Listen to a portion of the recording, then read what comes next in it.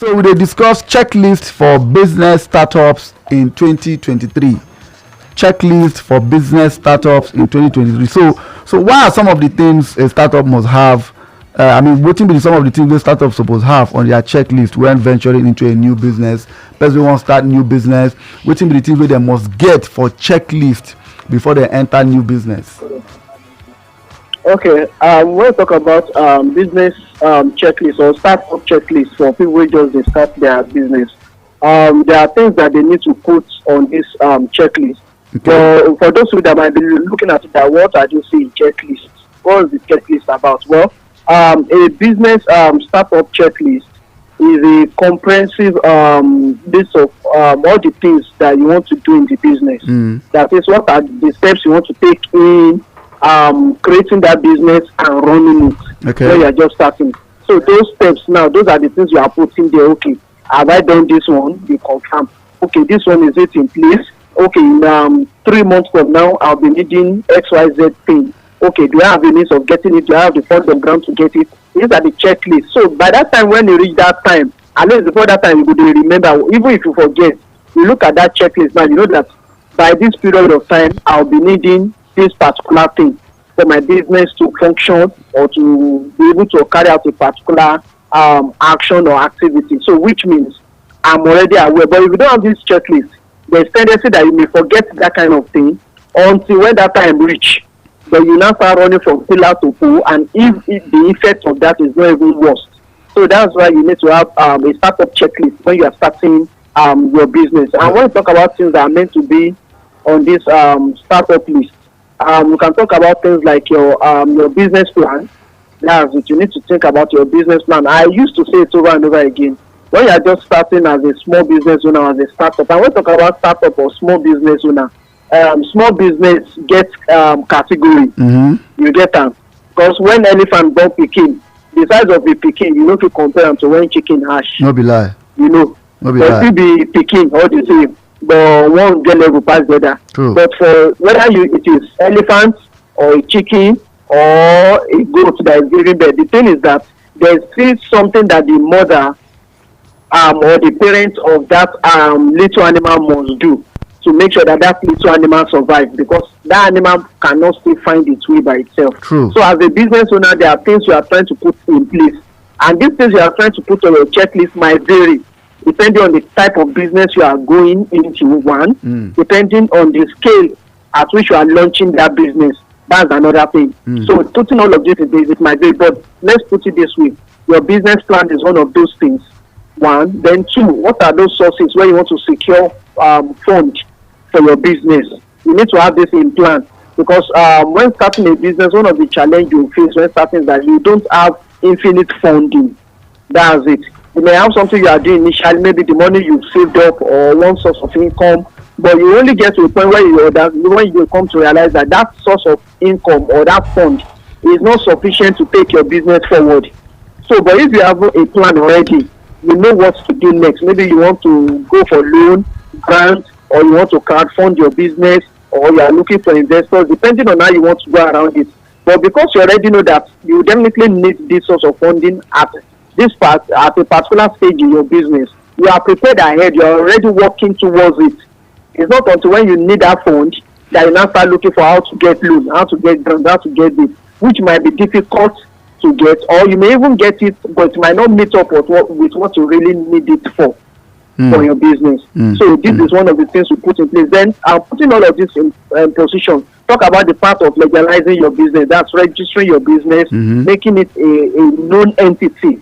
As far as government is concerned, as far as a country where you're residing is concerned, if you've been running a business for the past 12 years and you've not registered it, I'm telling you, you've not started the business. Very true. As far as the country or the law of the land is concerned. Very true. So somebody that just registered 2 years ago is known, and you may be surprised by the time you are trying to register a business, only to find out that identity that you've been known with, someone else who started the business maybe 2 years ago, a year ago, even a few months ago, I've already picked up that same name. Abi? And there's nothing you can do about it. Absolutely not. So you need to put all these things in places, licenses, permits to do that business, depending on the industry you're operating. If you want to go into delivery, what are the licenses, what are the permits you will need for your bike, for your vehicle to carry out transaction in that territory. How do you want to hire your staff? How do you want to keep your finances monitored? That is your accounting, your marketing strategies. What are those things?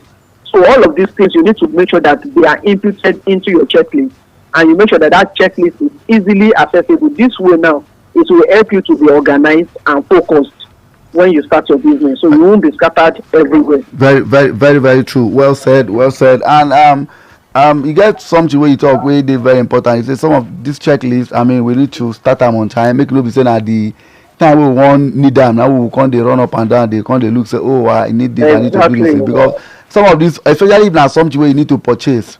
Because if you want get them at rush hour, you go get them if not times 3 of the original amount. So, but if now something where you don't plan ahead, you might even find a way to even get it free of charge from people where you know. Since now startups, you no need to really spend money like that. True. Yes.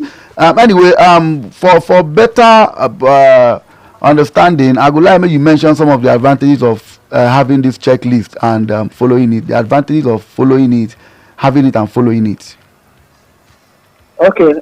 When it comes to having it and also following it, because you can have it and not follow it. Many of us go to our religious places, whether to the mosque or to the church, we listen to messages, sermons, but we might not use it. So, which means it's almost of no use going in the first place. So, if you have a checklist, you don't make use of it, then why have it?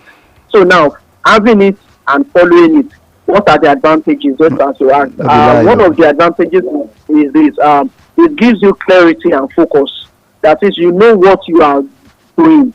You can say, okay, this business that I'm running in the next 3-4 years, and I don't have anything tangible that is coming back to me in terms of maybe financial benefits per se from this business. But at least in the next 5 years, I should be able to start paying myself maybe a certain amount as my own salary or take home or whatever. But if you don't have this in plan, by the time you run the business the first year, you get frustrated that nothing is coming, I'm just pumping money in. But if you've done your assignments rightly, you know that, okay, this stage, I still need to keep pumping funds into this business. So if you are not getting much out of it, it's not because you are not doing your best.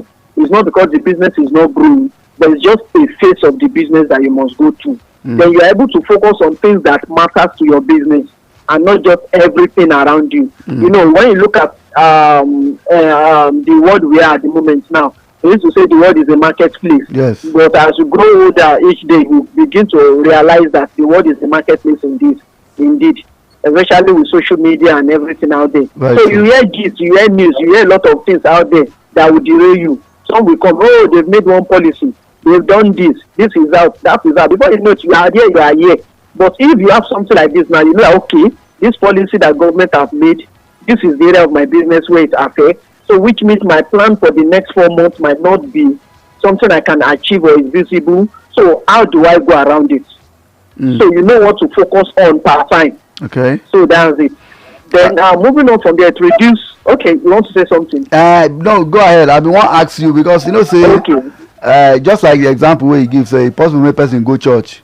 Some people they will be say pastor go preach, then go they judge, baba, then go judge, you go teach them get project. Some people even inside the Bible where them borrow, where person borrow them, they go still go mark something. Like say they say you go teach them whether after there they won't go bishop school. But you go notice later nobody they read that thing where they write. Some of them know they read them, some of them they forget them, and that is how it is with some of the checklist. You understand? Like me now, I get for my notepad for my phone, I get where I put some of the dates of events where I need to go, like series of events where I have. I put the dates, I put who get them, I put if they don't pay advance, I put if they never pay. Sometimes I dey always put alarm. I dey put alarm to remind me to go and check my schedule for the day and checklist. You understand? Just check up myself because I feel say if most time if I no pay attention to the alarm, I dey always forget. Some of my clients go come call me say how far for our date. I come say who am I speaking to? They come tell me their name. I come say hold on. I come go dey check my. But if I put alarm, it dey help me to be familiar with all of them. So I wan ask you some of this business process wey you talk now. How is the way you dey to adhere to the business process where you talk, where you don't mention so far? Okay. Well, it's not difficult to put in place. It's just a matter of how you want to go around it. One of the things you should look into when you are trying to come up with your business checklist, especially for a startup, you need to make sure that your checklist is specific. That is, this is what I want to do. It is clear and something that is easy to follow. Mm. That's one thing. So everything you are putting there shouldn't be something that is ambiguous or something that is not realistic. So it should be clear, concise that this is what I want to do. That's also date, so time. This should be achieved. So if there's going to be anything that is going to change, you know what is changing and you know why. Then also you need to keep it up to date. That's another one. That means you need to revisit it as things are changing. You need to keep upgrading it. So that's it. It's not something you write once and you just keep it there. No. Okay. It's not like that. It's something that you need to revisit. You need to update it consistently as things are changing, as the business is growing, as things are coming up. Policies are changing, cost of things are changing. Your input into the business is not the same as it used to be. Different things like that, expenses are changing and so on like that. So you need to keep updating this checklist to know what is changing, so that you don't just come to it overnight and discover that your checklist is going north, you are heading south. So that's one of the things. So it needs to reflect as the business grows and changes. Then one of the things you should also put in place is you can also use it. It's something that you should use as a training tool. Okay. That's it. When you bring in new employees to organization, through this your checklist, now you should be able to use it also to train your employees. So that's when they can easily get into the company's culture. Yes, it comes like a template for learning. That's just it. You've gotten it now. That's it, and that's what will make it easy for you when that time comes for you to start delegating tasks to people. They know what to do part time. So that's it. All right. Thank you, Mr. Omoyele. For those of now who see they listen to us, we see they talk about checklist for business startups for 2023, and once again, all these gist now for startups, because we feel say most of them and then they make mistake pass